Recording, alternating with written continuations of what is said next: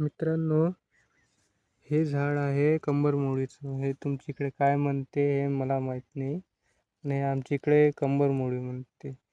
हे जेव्हा कोणाला हाताला वगैरे लागलं, त्याच्यावर याचा पाला चोळून लावायचा, तर यानं रक्त वाहिनं बंद होते. आणि हे झाडाचं पान तुम्ही बघून घ्या, असं राहते. आणि याला पिवळे फुलं येते. आणि इथल्यात भरपूर आहे. हे बघा, इथं पण आहे आणि इकडं पण असणारच.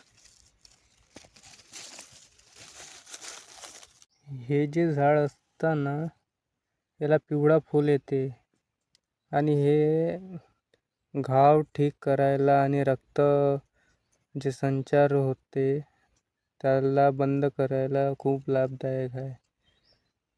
याचा पाला चोळून अगर घावावर लावला तर रक्त बंद होते. आणि हे ओल्या ठिकाणी या असल्या भागात दिसते.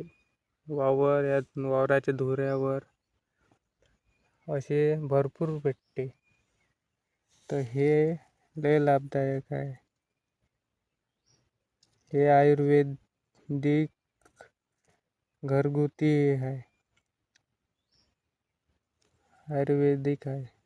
माझ्या चॅनलला सबस्क्राईब करा आणि असेच व्हिडिओ बघण्यासाठी बेल आयकॉन दाबा.